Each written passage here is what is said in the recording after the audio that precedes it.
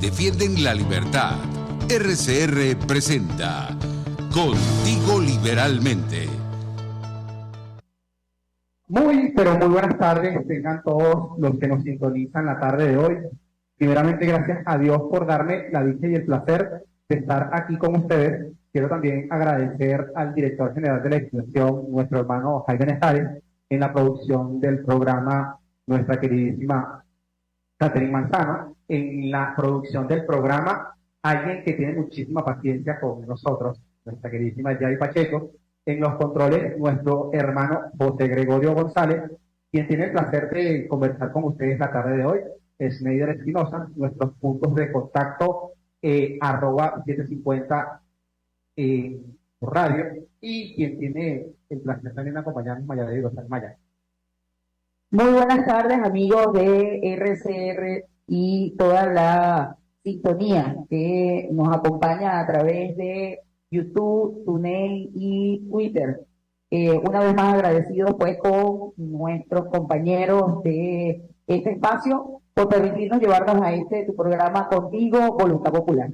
Y hoy estamos absolutamente llenos de orgullo, podríamos decir incluso, y de satisfacción, teniendo la oportunidad de empezar el ciclo de entrevistas con los candidatos por la primaria que en Venezuela se llevará a cabo según la fecha establecida el próximo 22 de octubre.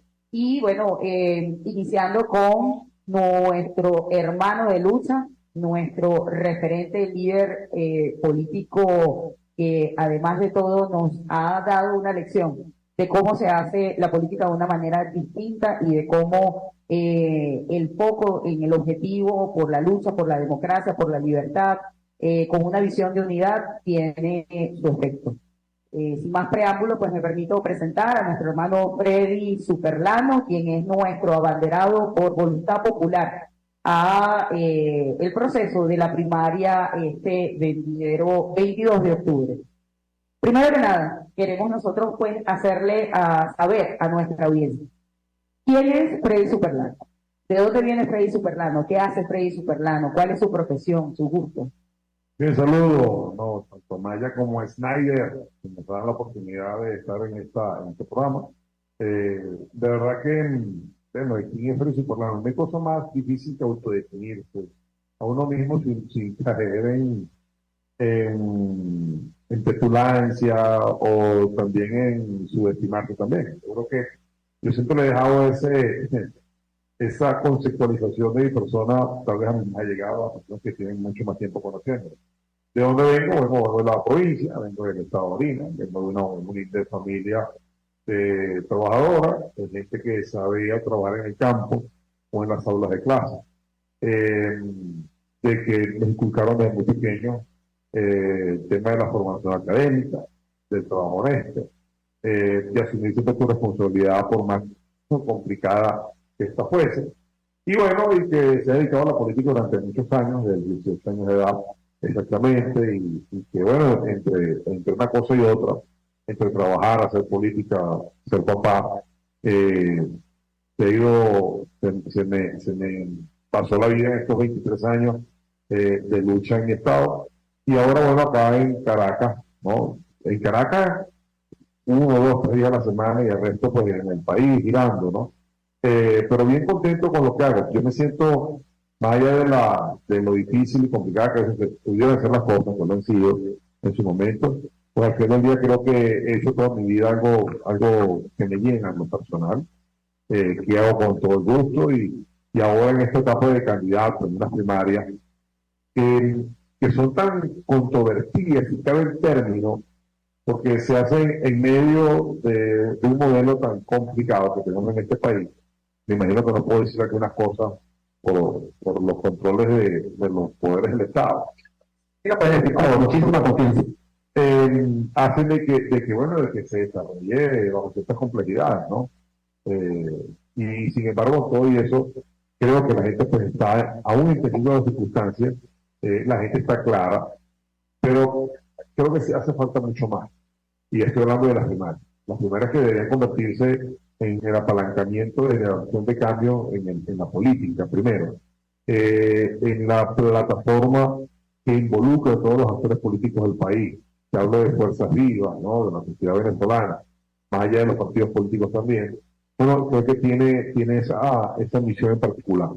Cuando a mí me dicen de que hay muchos candidatos, y yo, bueno, menos mal, no necesito una primaria que estuviera totalmente polarizada en este momento. Qué bueno que hay 10, 12, 11, no sé cuántos es lo que hay. Ejercicio de la democracia.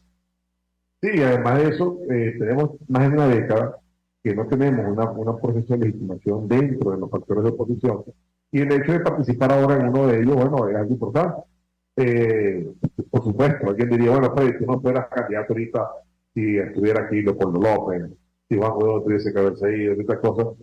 Que yo creo que es que las circunstancias nos han obligado a unos y a otros. Sí, porque precisamente, y es una pregunta que se hacen muchísimos venezolanos, porque cuando uno habla de Freddy Superlán, ¿qué? Todo el mundo le pregunta cómo se acaba políticamente de una dinastía como los Chávez en Barinas. Yo creo que, oye, lo que pasó en Barinas va a ser digno de análisis durante mucho tiempo. Eso tuvo muchos factores que estuvieron allí en ese momento, pero si yo no sé si acabar con una dinastía, yo creo que es más bien qué se hizo para que la gente pudiese creer de nuevo en el poder, en el voto, en la movilización, en la organización. Y creo que nosotros hicimos varias cosas allí. Yo soy un creyente del tema organizativo. A eso le dediqué mucho tiempo. Y pude hacer que mi partido, que mis pares, mis hermanos, lo pudieran entender. Y después lo hicimos con los factores de oposición, que algunos también creen en ellos.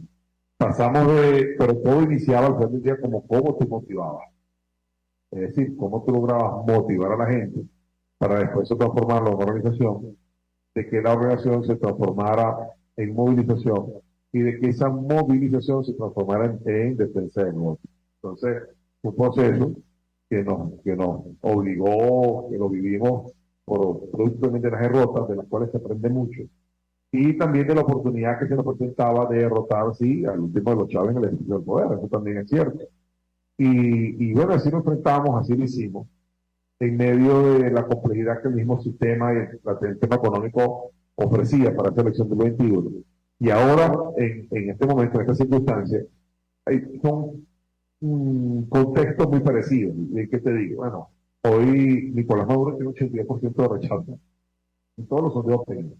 No hay una pregunta en una encuesta de encuestadora que este país haga donde ese no son los resultados que se reflejan. Ahora bien, tú pudieras creer que es que existe ya una decisión tomada, ¿no? De la gente de no acompañar más este modelo. El caso es que ellos ganarían ese proceso si dejamos a la gente sin opción. Es decir, si llegamos hasta el evento electoral sin presentarnos una opción distinta, que tenga credibilidad y que sobre todo le haga entender al elector de que ciertamente cualquier propuesta de gobierno, económica, social, siempre va a ser importante, pero si hay algo hoy que prevalece, que importa es que tú me digas a mí cómo yo voy a derrotar a estos señores en el elección del poder y cómo hacemos para que entreguen. Entonces, la gran tarea hoy es esa. Y la gran tarea está en que la gente se motive, que entienda que no es posible si no nos reactivamos todos, que no es posible si no superamos los porcentajes históricos más altos de participación que se hayan podido dar en el pasado en este país. Entonces, bueno, es un proceso que tenemos nosotros que ir, que estudiar bien a nuestra gente en el contexto en el que están ahora emocional, no que por supuesto la gente maya que ha estado con nosotros en parte del recorrido que hemos hecho en las últimas semanas, de que todo el mundo está preocupado en conseguir gasolina, que se le fue la luz, que no tiene el dinero para la comida, es decir, en el día a día se le está yendo la vida al ciudadano, ¿no? Y en ese día a día, ¿cómo haces tú para tocarlo en el momento, para que él pueda tener un punto de arrancada y diga, oye, vale, esto no me lo merezco, yo no merezco esta vida, los 20 y tantos años en esto, muchos que lo acompañaron que comiencen a reflexionar, a cuestionar su comportamiento en torno a esto, y entiendan que el año que viene se les da la oportunidad precisamente de generar ese cambio. Yo creo, Freddy, que una de las cosas más importantes es mirar a la gente a la cara y hablarle con la verdad, como lo hemos hecho nosotros en Voluntad Popular. Sí, eso es importantísimo, porque tiene que ver mucho también. Ahora, el tema está que la gente te lo cree. O sea, que muchas veces la gente también ha sido engañada bajo falsas premisas. Hay personas que engañar al ciudadano haciéndose ver como los más radicales del proceso. Como que si eso no fuese a salvar o a llevar por la vía de la victoria. O hay otros que se ofrecen, bueno, como las personas que pueden, tienen más comunicación con el poder de pacto, como si ellos nos fuesen a regalar algo. Entonces, como decimos en mi pueblo, ni tan cabo ni con dos pelucas. Se necesita, pero por supuesto, la sinergia y entender la situación en un momento, no tomar decisiones que nos lleven a un callejón sin salida. Y también se necesita la contundencia, la templanza que tenga que tenerse a la hora de tomar una decisión. Y yo te digo esto por lo siguiente. Hay gente que cree, en el pasado reciente, el tema del mesianismo no se refiere a que una persona crea que fulano de tal le va a resolver las cosas, sino que hay personas que han llegado a creerse lo que es que si no son ellos, entonces no hay posibilidad de éxito, ¿no? Y creo que están equivocados. Se trata de cómo tú generas en este momento cómo creas la mayor capacidad de que esa unificación se dé alrededor de un mensaje. Que ese mensaje no sea una persona, que puede ser que esa persona sea el portavoz de ese mensaje, porque además lo refleja en sus hechos, sino que tenga la capacidad de que pueda pasarse de uno a otro hasta que nosotros alcancemos la victoria. Es decir, lo primero es llevar a estos señores al evento electoral. Y ellos van a llegar, por supuesto, con todos los poderes del Estado, con todo el dinero que puedan acumular por parte del Estado, y nos van a llevar a nosotros en situaciones de mucha desventaja, con un poder electoral, por supuesto, controlado por ellos, con unas leyes como las que acaban de aprobar para coaccionar y presionar a los actores políticos, pues, específicamente a la oposición, y hacerle creer a la gente de que no hay manera de que le ganemos la elección y que si le ganamos no entregarán. Eso es lo que quieren que tú pienses, que piense el elector. ¿Qué nos corresponde a nosotros? Que el elector entienda que son derrotables, de que se puede hacer si lo hacemos masivamente. Y si después de eso tenemos la responsabilidad además de asumir, ¿no? Porque ahí donde va a venir la disyuntiva. ¿Cuántos sectores que apoyan a estos señores, a los cuales los tienen amparados o los sostienen, entendiendo que estos se sostienen por otra vía, no por los otros, estarían dispuestos entonces a soportar de que se siga vulnerando la voluntad popular, que se siga vulnerando el sufragio de la gente? Y sobre todo si se hace de manera masiva, ¿no? Como seguramente pasaría, bueno, comenzarán los cuestionamientos. Tú eso no lo vas a saber hasta que no llegues a ese punto. O tú crees alguna vez, bueno, de que los Chávez van a salir de poder en el Estado. O de que vas a hallar una confrontación entre el canciller, el canciller que se llevó para allá, ¿no? Con la familia Chávez. O de que iba a ir este señor, el jefe del PSUV, a ser jefe de comando de campaña de un Estado y salir derrotado. No, o sea, no lo veas, te debe parecer que era algo imposible que sucediera, nadie lo tendría en cuenta. O el gobernador actúa aquí, va a creer que va a ser gobernador, y él mismo lo dice que iba el pasado 21 de noviembre que yo tengo la oportunidad.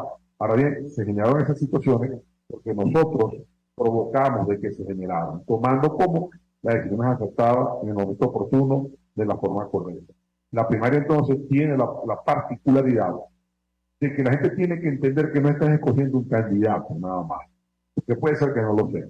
Tú tienes que poner entonces a un liderazgo, alguien que tenga por supuesto la capacidad de conducir, y por supuesto, si sean las condiciones a que se están buscando fuera del país, por eso negociación como México, o como otros países están haciendo, tratando de intervenir en el caso de Venezuela para que esas condiciones se den de una elección, bueno, excelente.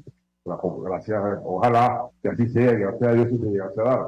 Pero de no ser así, entonces se acaba la política, dejamos de transitar, dejamos de luchar porque no somos nosotros.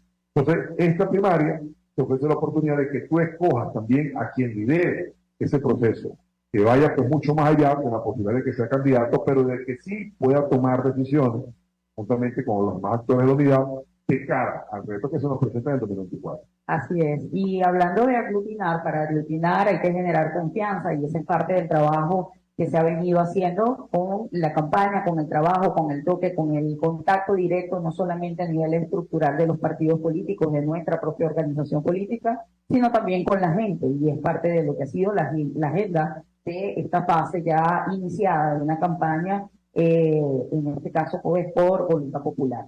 Y para aglutinar, para generar esa confianza, nosotros hemos aprovechado en otra hora y queremos en este momento aprovechar el momento para despejar las dudas. Y despejar dudas a propósito de esos engaños sistemáticos que pues a través del sistema de propaganda y de bombardeo mediático que tiene el régimen, pues han hecho eco de infames titulares y, bueno, por supuesto, referencias terribles, no solamente hacia Freddy Superlano, sino también hacia otros candidatos. Pero en el caso particular de Freddy Superlano, queremos aprovechar este espacio para que despejen la duda con respecto a dos temas que siempre, de una u otra forma, ellos han querido posicionar de manera negativa y que, al contrario de haber sido hechos tan infelices como ellos lo narran, son hechos que lamentablemente incluso cobraron una vida, como fue el caso del intento de homicidio hacia Freddy Superlano y el homicidio hacia el primo de Freddy Superlano, nuestro hermano Carlos, y además de eso, bueno, también el tema de lo que se refiere con respecto a lo de Alex Saab, ¿no?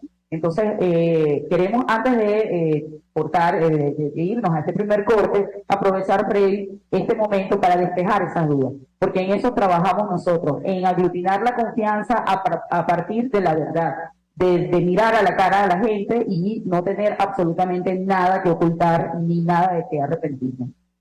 Pero nosotros, lamentablemente, nuestra capacidad comunicacional es mucho más débil que la que tiene el régimen.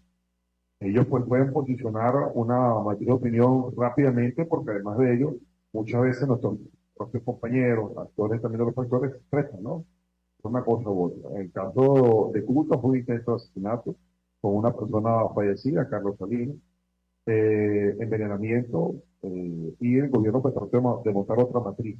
Tal vez una matriz que se posicionó, que también mis adversarios quisieron utilizarla en la elección del 21, pero a la cual pues la gente le hacía caso omiso, ¿no? Porque entendía que nosotros enfrentábamos de manera frontal a este proceso y de que no había otra cosa más allá de unas acusaciones que estos señores hacían, y de un video, por cierto, de una muchacha que me saludaban, ¿no? Que era la descalificación que hacían.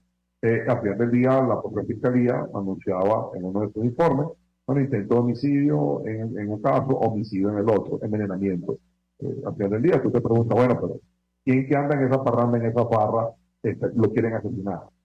Como esto decían, como esto decía que son darte a entender. Entonces, fue la primera que nosotros enfrentamos. La segunda, que era el tema de Alex Saab, nosotros el día 1 nos pusimos a derecho. Yo recuerdo que lo primero que hice yo fue decirle a Guaidó, que presidía la Asamblea Nacional, bueno, aquí está mi cargo, investiguen. Y eso sí, cuando consigan la carta, yo me someto rápidamente a una prueba, no recuerdo el nombre, siempre lo olvido, a la prueba que se le hace a su tío, ¿no? Grafotécnica, ¿no? Y lo mismo lo hicimos, y lo mismo hice, me lo puse la orden en la Fiscalía de Medellín, y lo mismo lo hice en el año 2021, también por escrito, y están por escrito. Finales de noviembre, principios de diciembre del año 2019, está en mis redes, creo que agosto del 21 también en mis redes, una carta también oficial al entonces embajador Jimmy Story, y desaparece una carta y dice que yo la firmé. Yo estoy a la orden para que se hagan las pruebas de rigor. No, porque ya no bastaba con negarlo, porque entonces, bueno, ya algunos habían, pero yo vi todavía recientemente salió un señor la otra vez con la carta. Ni siquiera los abogados de Alex Saab, lo hacen ellos, gente que se hace pasar por la oposición. Entonces, yo siempre, ahí están, yo me ofrecí, tampoco, no dicen que yo estuve en abril del año 2018 denunciando a Alex Saab por la leche mexicana en la Fiscalía de México, por ejemplo, como no dicen tantas otras cosas más. Entonces, bueno, algo que también hemos sabido siempre fácil. Más sin embargo, bueno, en las redes se pueden inundar de mentiras, la gente tiene que muchas veces pues saber tomar, dependiendo de quién vengan las cosas. Pero esto lo hemos dicho de manera frecuente. Si hubiese sido así, seguramente nos hubiesen negado la gobernación del Estado después de haberla ganado, ¿no? Si fuese de esos señores, como algunos lo decían. Totalmente. Entonces, bueno, forma parte del día a día y que no cese. Porque eso es como tantos temas que han intentado y que a lo cual hay que salir al paso y siempre repetir. Yo más bien agradezco cuando me hacen la pregunta, porque las últimas entrevistas que siempre me la hacen, yo siempre, bueno, respondo sin necesidad. Alguien me pregunta, no te pones favor, no, chico, agradezco que me la hagan. Porque, bueno, ayuda al goteo comunicacional, ese de siempre decir una mentira que en su momento pues, trató de posicionarse en la opinión pública y que mucha gente hablaba de esto como si fuese cierto y no entendía que ahí lo que asesinaron a Carlos, un muchacho de 34 años, que lo crió mi abuela, por cierto, un primo mío, ¿no? Que su mamá todavía lo extraña, que dejó un hermano también que no está en el país. Lo extrañamos todos. Claro, que era un muchacho bastante competente, amigo, y bueno, y cariñoso, ¿verdad? Que era un tremendo ser humano y que hoy en día no está con nosotros. Y que veo de la manera como ahora tratan de descalificar inclusive pues, humanos. Nadie sabe los intrínculos que suceden.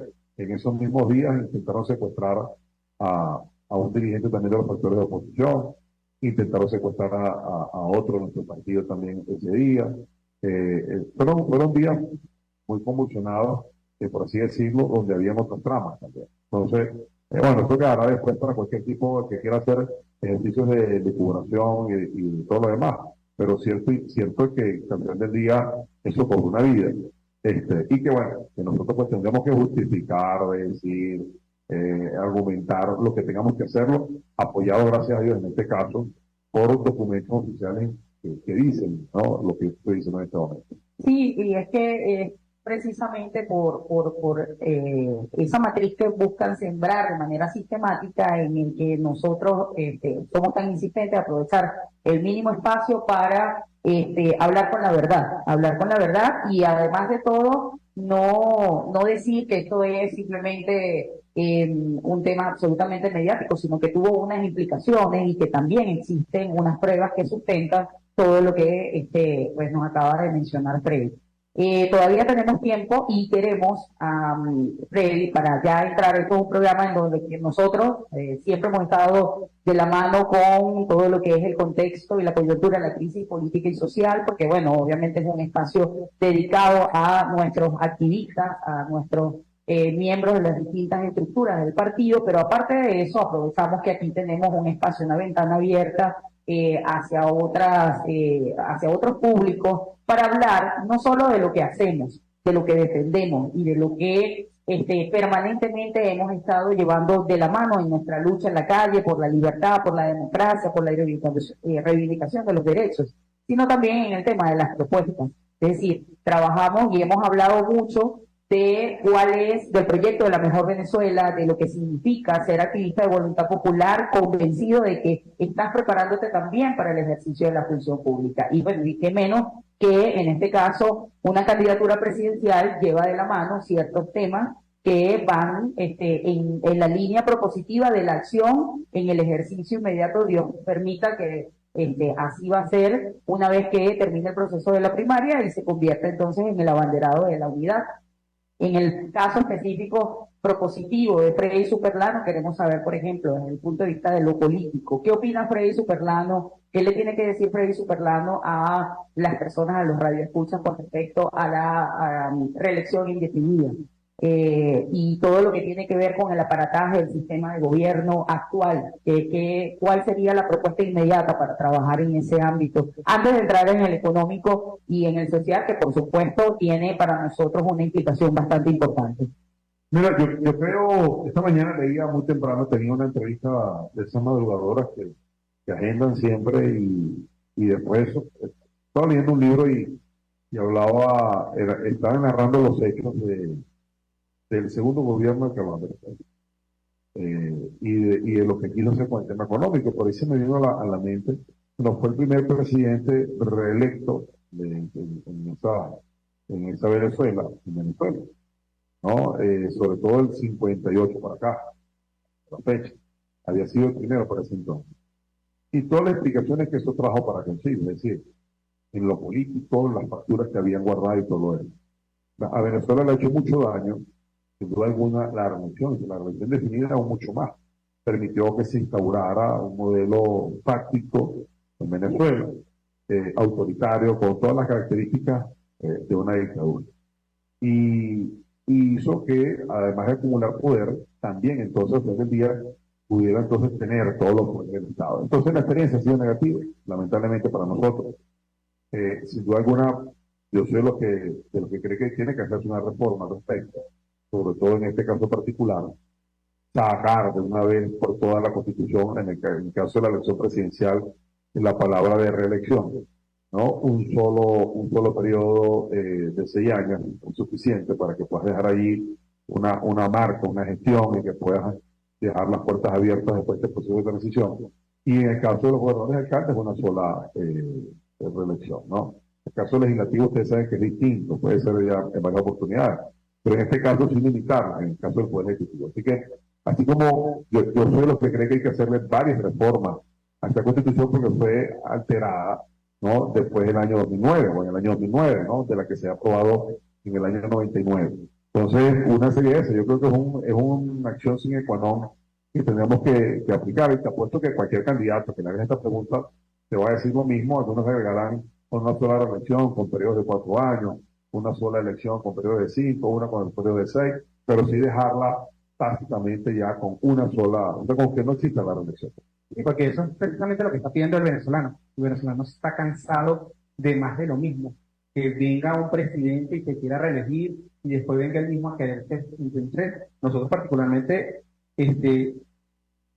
vamos a avalar lo que el venezolano de a pie está exigiendo. Y el venezolano de a pie lo que está exigiendo es que realmente no queremos más presidentes vitalicios y perpetuos, como ha pasado. Sí, la alternabilidad es importante. Piense que si algo le hizo de provecho a la democracia venezolana, que era muy joven, cuando se inicia en el año 58, hasta el año 98, que llega Hugo Chávez, era que la alternabilidad en el poder, algunos le llamaban bipartidismo, que le colocaban el nombre que quisieran, pero era al fin del día sano, porque te mantenía una cierto equilibrio, institucionalidad, y que en algún momento quiso salir del bipartidismo, inclusive hasta el 98, ¿no? Ya con la candidatura de Andrés Blanco en su momento, con la entrada al poder después de Caldera, el segundo presidente que era reelecto. Entonces, fíjense ustedes cómo tuvimos dos experiencias, una de 4 años, otra de 5 años, para un total de 9 años, ¿no? La de Carlos Andrés Pérez y la de Caldera, que al final del día no fueron positivas, ¿no? En comparación a lo que fueron sus primeras gestiones. Por supuesto, muy irresponsable la del primero, la del primero que fue Caldera no, todo lo contrario, con la pacificación y todo lo demás, pero la del segundo, en su primer gobierno, todo la de CAP, bueno, con un barril de petróleo con precios altos y todo lo demás. Y después en la segunda ambos quisieron tal vez enmendar o hacer cosas, y que al final del día no se pueden traducir hoy en un éxito inclusive hablando históricamente, ¿no? Para Venezuela. Ahora, esa alternabilidad, cuando regrese al país, ¿no? Ojalá sea lo más pronto posible, bueno, va a permitir que siempre el debate esté allí en la palestra, de que los liderazgos entiendan de que una democracia, una república se construye con alternabilidad, con el ejercicio del poder, entendiendo que hay poderes que controlan otros poderes y se equilibran en sí mismos, ¿no? Y es parte de la discusión que tenemos que dar porque eso se perdió. Y yo creo que lo que, si el hoy en día quisiera recuperar algo, es la institucionalidad del Estado de Venezuela. Sin duda es algo que lo piden a diario cuando uno hace esos recorridos con la gente, ¿no? De contacto, solo van a tener de contacto directo con la gente que te va a elegir. Y es muy importante porque esas personas al final del día son las que deciden lo que realmente quieren, ¿no? Entonces, Freddy Superlano, como educador, muy pocas personas conocen este lado de Freddy, y que viene de una familia de educadores, ¿okay? ¿Cuál es la propuesta que le hacen a todos esos educadores que nos están escuchando? Mira, yo creo que el Estado docente fracasó en el país, ¿no? Que fue la política que instauró este modelo, ¿no? De generar hoy en día pues todo lo que tenemos. Nosotros tenemos un déficit, en este momento hay más de 1 millón de niños que no están en el sistema escolar.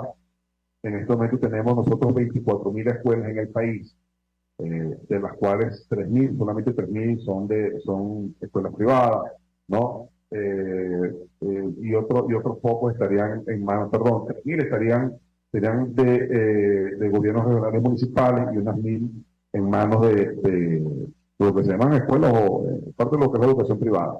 Su infraestructura está totalmente por el suelo, colapsada. Solamente se invierte en la educación venezolana el 3.2% del Producto Interno Bruto. Las recomendaciones que hace la UNESCO es que sea el 6%, por ejemplo, del Producto Interno Bruto de la economía de cada país. Es decir, nosotros invertimos menos de lo que de lo que debe ser la media internacional. Y a eso te dice a ti, más o menos, bueno, de cómo sus gobernantes piensan, ¿no? De la educación en el país. Entonces, tenemos nosotros que, por supuesto, entender que nuestra educación, primero que nada, estaremos doblando el presupuesto de la misma, pero también orientando a que la educación de nuestros jóvenes vaya hacia una educación productiva, como le hemos llamado.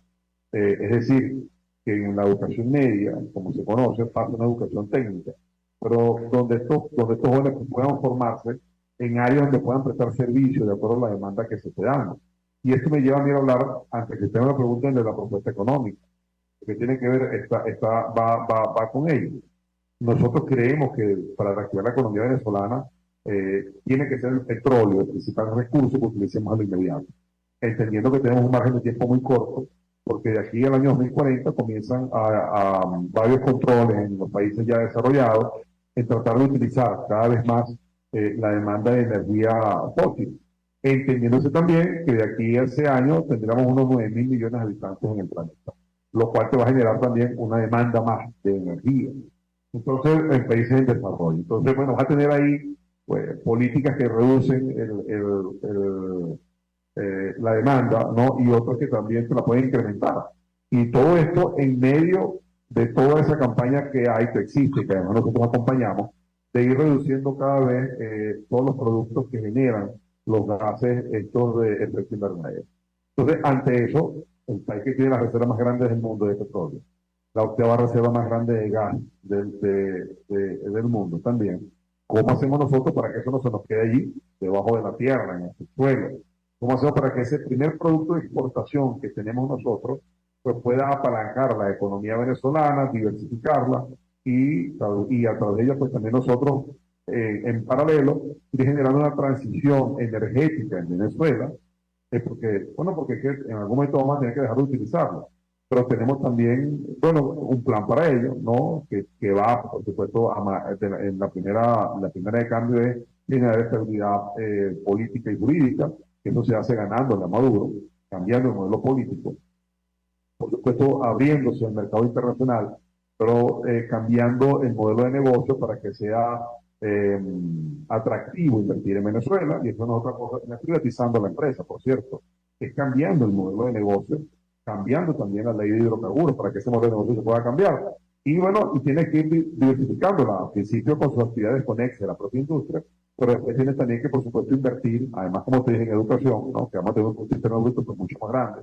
Nuestro proyecto es pasar de 600 a 700.000 barriles diarios, pasar a 10 millones. Eso no se hace de la noche a la mañana, tienen que construir esas capacidades. Pero también tendrías tú que la posibilidad de reactivar el aparato productivo en otros sectores también, además de las actividades conexas, como te dije, como la construcción, como la agroindustria, como la actividad agrícola y pecuaria, ¿no? Que hacen bastante falta también. Y eso al final del día te lleva a hablar de cómo tienes que tener una transición de ese proceso energético a otras capacidades energéticas que tenemos nosotros, como la energía eléctrica, ¿no? Pero generarla no solamente a través de las hidroeléctricas, sino también eólicamente, del tema solar también, que tenemos nosotros pues, grandes capacidades para eso, entre otras cosas. Y el mismo gas doméstico, y el mismo gas natural que tenemos nosotros, corrijo allí. Entonces, bueno, son parte de las cosas que tenemos que hacer. Bueno, eso significa mucha inversión, ¿sí? ¿Cómo puedes hacer para traerla? Bueno, que exista confianza en el Estado venezolano, que exista Estado de Derecho como tal. Entonces, eso te reactiva de manera inmediata, continuada, sistemática, todo el aparato productivo económico del país, ¿no? Bien, vamos a tener que hacer un brevísimo corte, pero ya volvemos con más de Freddy Superlano, candidato abanderado por Voluntad Popular al proceso de la primaria. Vamos a un corte y ya volvemos con más de Contigo, Voluntad Popular.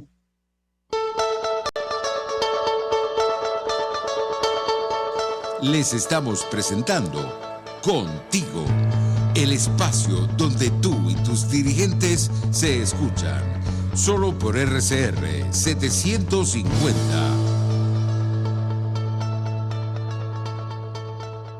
Puedes seguirnos en nuestras redes sociales.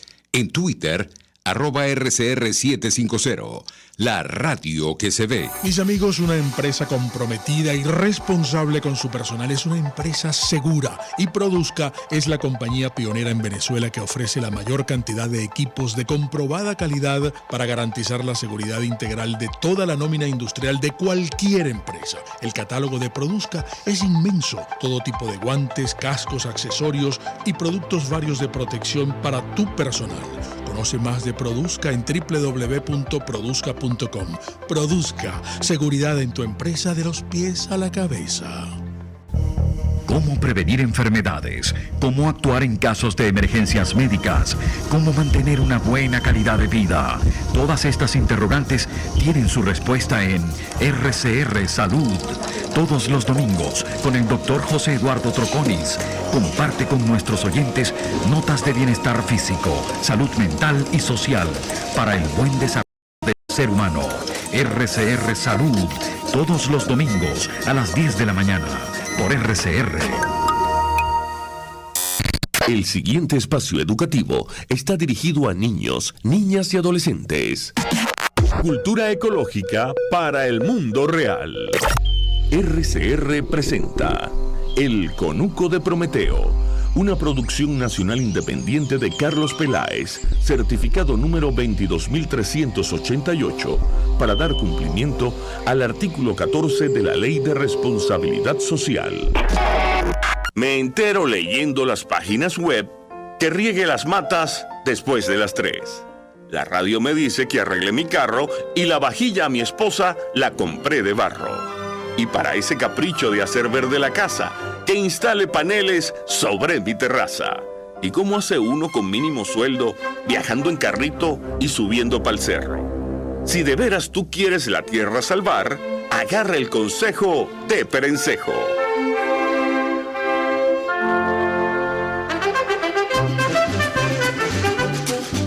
Chico, tú sabes que yo estuve viviendo un tiempo por allá, por Lídice, en una pensión que quedaba cerquita de la quebrada de Cachute. Y nos tuvimos que ir de allá porque esa broma era un porqueriero y un pestón que no se lo aguantaban ni los loquitos que se escapaban del manicomio, chico. Para mí eso fue un shock, porque imagínate, yo venía de un caserío del interior y nosotros teníamos nuestra letrina en el patio y uno iba para el río y eso estaba limpiecito, chico. Y uno sí gozaba en ese río e iba para allá y pescaba y llevaba a las muchachitas que a uno le gustaba y bueno, se divertía uno, pues. Entonces uno llegaba para acá y veía ese río lleno de bugre y el popó y uno decía, pero esta gente está loca, vale, se están todos comiendo. Bueno, solo es de Dios vivir con ese río así, chico. Pero bueno, yo sé que mantener un foso séptico no es fácil en una ciudad. Pero si usted va a instalar una poceta en su casa, trate de que sea de esas ahorradoras que con un poquito de agua se llevan todo el tolete, porque yo me acuerdo que en antes habían unas que uno jalaba y ¡flush! Aquel agüero loco para limpiar una meadita. Mira, yo tengo un sobrino que se fue para los países de por allá que hablan inglés y él me dice que esa gente también echa su cuestión para el río, pero que todo eso después va a una planta donde la limpian y chan. Cuando sale esa agua hasta te la puedes beber. Y entonces, ¿por qué acá no hacen eso también? ¿Ah? Pero para comprar tanquecitos y pistolitas sí hay real. Pero mi hermano, es que la gente se achanta y no exige lo que tiene que exigir. Por eso es que no lo respetan la cara. Mira, vale, a mí me enseñaron que pulpero que vende fiao se encaleta la popora, porque cuando la...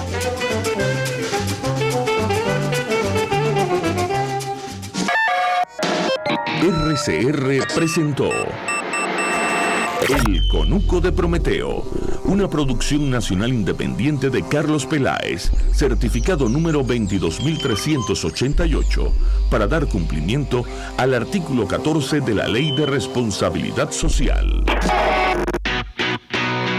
Moisés Naim en Efecto Naim. Hola, soy Moisés Naim desde Washington. Conéctese a rcr.tv. También nos puede seguir por @Efecto Naim en Twitter. Y estamos en Facebook y en Instagram. Y no olvide que puede disfrutar todos los contenidos del programa cuando usted quiera, suscribiéndose a nuestro canal de YouTube. Nos vemos en la radio. Solo por RCR y RCR.tv, la radio que se ve. Voz de América. Información precisa, completa, veraz, objetiva e independiente. Directo a tu pantalla. De lunes a viernes a las 2 de la tarde por RCR 750. RCR 750 AM. Porque lo bueno une.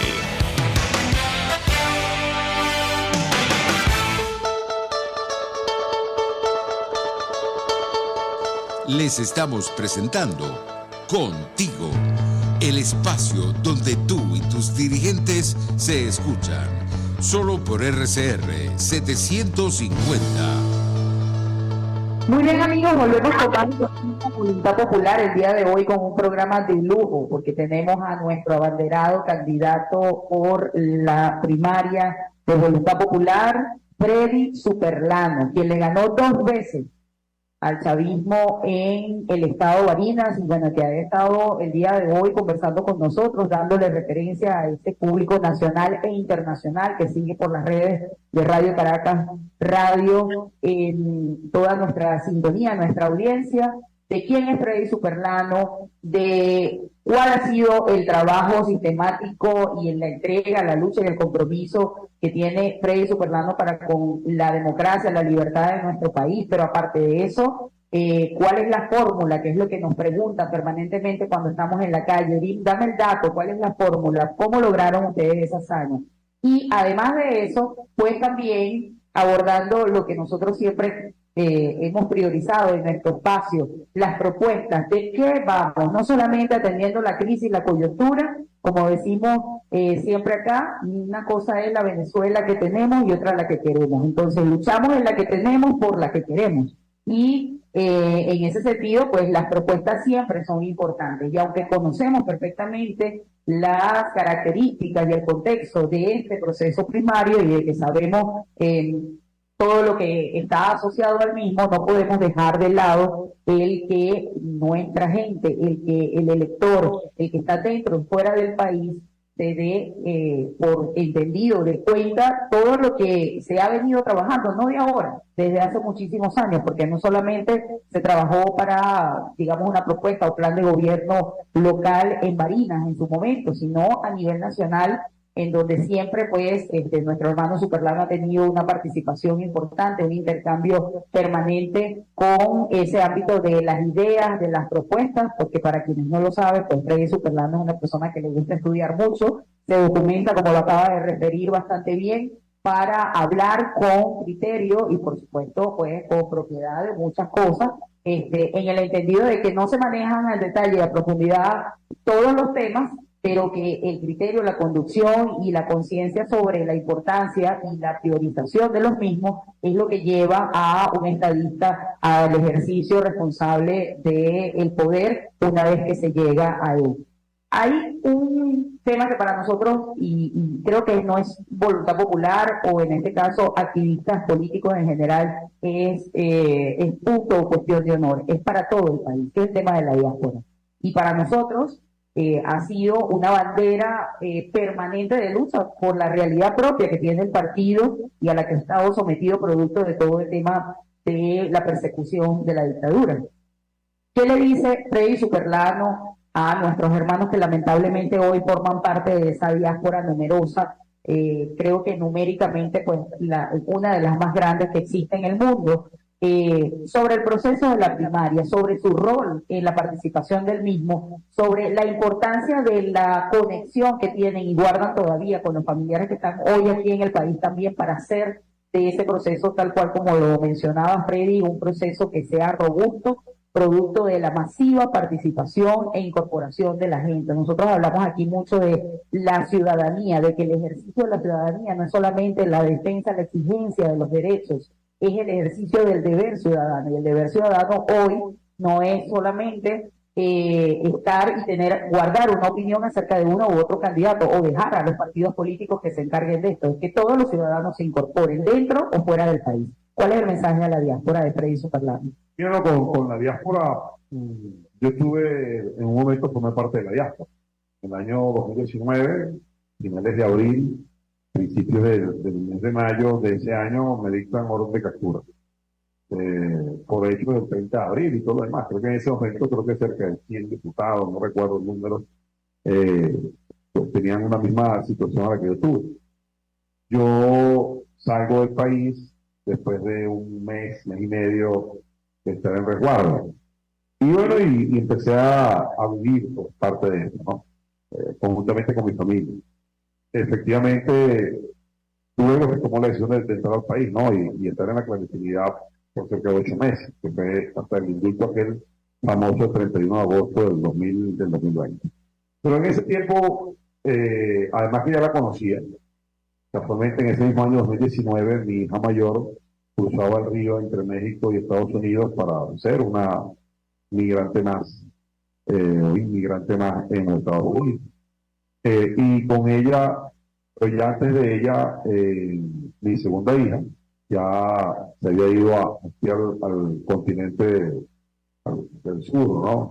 También pues buscando posibilidades de futuro, y aquí no tiene la posibilidad. Es decir, todos de alguna manera en este país, absolutamente todos, me atrevo a decir, hemos sido víctimas, ¿no? De una manera o de otra, porque te ha tocado, o porque lo has vivido con tus familiares, asumir el tema de la diáspora. Por eso para nosotros era tan importante desde el punto de vista moral que la decisión política de quién es nuestro abanderado ante la elección presidencial tenían ellos que participar. Ciertamente no podemos nosotros garantizar su participación en la elección presidencial del 2024. Y esto hay que decirlo con responsabilidad, no depende de nosotros, no controlamos el CNE de nosotros. Por supuesto, esto depende de que tengamos condiciones, ¿no? Y como te lo dije en el bloque anterior, que forma parte de ese proceso de negociación, que es lento y todo lo demás, porque el régimen así lo hace, porque no le conviene tener condiciones, porque tampoco le conviene tener una elección, ¿no? Entonces, bueno, no va a depender de nosotros. Ahora, esto que sí depende de nosotros, que ha generado pues también controversia, debate, discusión, ¿no? Porque al fin del día pues, son aspectos técnicos importantes que hay que valorar allí. Nosotros siempre hemos manifestado de buscar todos los mecanismos y posibilidades para que la diáspora pueda votar, pueda decir quién es su candidato. Y además de eso, a propósito de que en este rol de candidato, que te toca relacionarte con mucha gente, entiende que hay muchas organizaciones de venezolanos fuera del país dedicadas a ayudar a venezolanos. Que hay mucho talento venezolano que ha podido destacarse en algunas latitudes de acuerdo a su área, el deporte, la investigación, y por algún talento que tienen, que han podido manifestar más allá de nuestra frontera. Eso también tiene aquí un respeto por un venezolano que le tocó salir de su país, de su zona de confort, e ir a un espacio al que desconocían, donde en algún momento pues, tuvo que pasar a situaciones o circunstancias bastante adversas y que hoy en día pues terminan muchos de ellos, gracias a Dios, de establecerse, posicionarse. Muchos quisieran regresar. Ellos dicen, siempre que manifiestan, mira, con la intención de regresar. Yo siempre digo, cuando hacemos los contactos directos con la gente, que la gente me habla de esto, yo le digo, bueno, que luchar para generar un cambio, pero para que valga la pena regresar. Es decir, qué políticas de incentivo nosotros pues, tendríamos para que esas personas regresaran. Entonces, bueno, eso también tiene que estar dentro de nuestra propuesta que sea al país. Nosotros, dentro del tema este económico que usted que habla anteriormente, del tema petrolero, hablamos de un fondo, nosotros lo hemos llamado de la democratización del petróleo, a través de un fondo. Muchos han debatido acerca del fondo, y ese fondo está en discusión.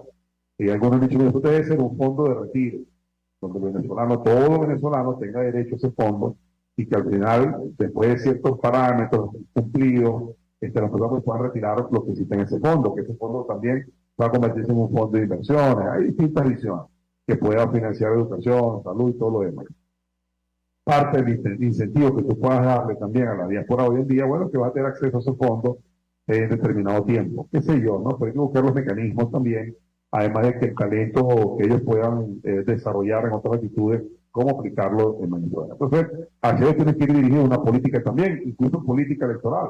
Es decir, nuestro Parlamento tiene que conformarse, porque hay muchas ciudades que tienen más, o muchos países que tienen más electores que cualquier ciudad de este país, ¿no? Entonces, bueno, existirán, en algunos países le llaman los diputados de ultramar, ¿no? Pero tendrán de esa diáspora que esté allí, venezolanos que hayan podido destacarse, trabajar por sus compatriotas, bueno, tener la posibilidad de representarlos a ellos en el Parlamento venezolano para generar también política, para que tengan una voz, porque todo venezolano que esde dentro o fuera del país son venezolanos de derecho, ya al final del día.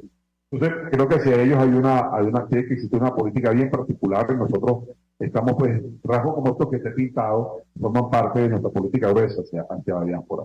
Y por otro lado, en el caso dentro de Venezuela, y la participación que debería existir, por supuesto, la primaria, bueno, es absoluta y total, es desafiar el modelo gobernante en la actualidad y hacerlo a través de una primaria. Y te digo desafiarlo porque tenemos nosotros que asumir el compromiso de escoger a quien nos va a liderar en este proceso. Y eso solamente se hace y puede pasar si la primaria también es robusta. Si no necesita una primaria con muy poca participación, ¿no? ¿Cómo sería la descalificación instantánea de los factores del régimen, ¿no? Hablando acerca de las debilidades que tuvo el proceso y la poca fortaleza que pueda tener su representante. Sin duda es algo que nosotros, es un reto que tenemos todos los que adversamos al régimen, Freddy, y es precisamente la duda que tiene esa gente tanto afuera como aquí mismo, y se preguntan al final del día, Freddy de ganar, Freddy cobraría la elección. Lo demostramos en Estado, y la gente va a decir siempre, bueno, pero es que eso no es el país. Bueno, digan, vamos a mostrar otro ejemplo, donde una persona haya ganado, lo hayan desconocido por otro poder del Estado, y la decisión que haya tomado es ir de nuevo a la elección, bajo otra figura, ¿no? Con la legitimidad y reconocimiento que la gente te dio, donde no utiliza el retrovisor, sino que sigues avanzando porque entiendes la posibilidad cierta, la oportunidad que hay de derrotarlos de nuevo. Y creo que nosotros tenemos ese ejemplo, ese testimonio que está ahí, ¿no? Como dice la palabra, por tus hechos te conoceréis. ¿Quiénes más de los que están allí pues pueden hacer? Por todo lo contrario, con todos hay dudas, ¿no? De lo que pudieran hacer, de lo que pudieran reaccionar, de lo que pudieran implosionar y todo lo demás. De si generarían o no generarían unidad, certeza y todo esto, para ustedes contar. Nosotros tenemos la certeza de por qué lo hemos hecho, ¿no? Bueno, que seguramente las circunstancias serán distintas. Bueno, sí, por supuesto que sí. Pero ¿quién mejor que dirigirnos en medio de la tormenta cuando ya has atravesado una y has podido salir airoso?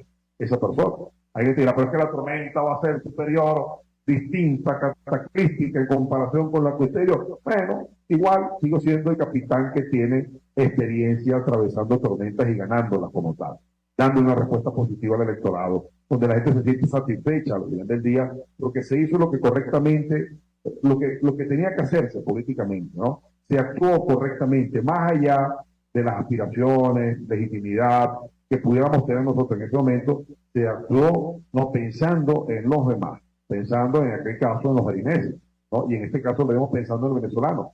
El que quiere que se genere un cambio, ¿no?, de modelo, el que quiere que sea un proceso ya de transición de una Venezuela que pueda abrirse al mundo, para por supuesto nosotros comenzar a desarrollar tantas capacidades y talentos que se tienen en este país y que en los últimos 20 años han sido secuestradas, castradas por los señores que nos gobiernan en este momento. Entonces, seríamos nosotros egoístas, por no utilizar otra palabra, por no hablar de que seremos miserables y pretendemos hacerle creer a la gente que es que si no es fulano o fulana de tal, los que están al frente de esto, entonces esto se perdería.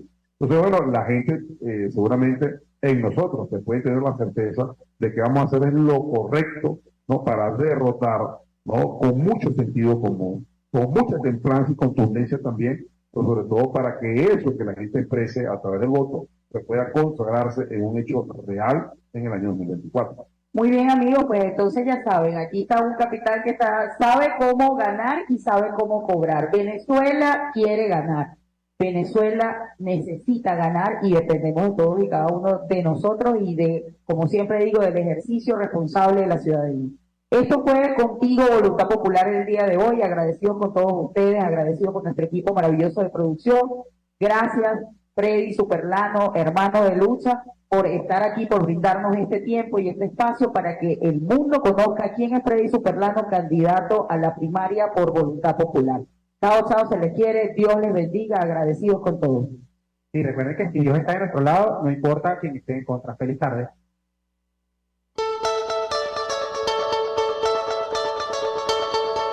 RCR presentó Contigo, donde la pluralidad de pensamiento confluye. Solo por RCR 750.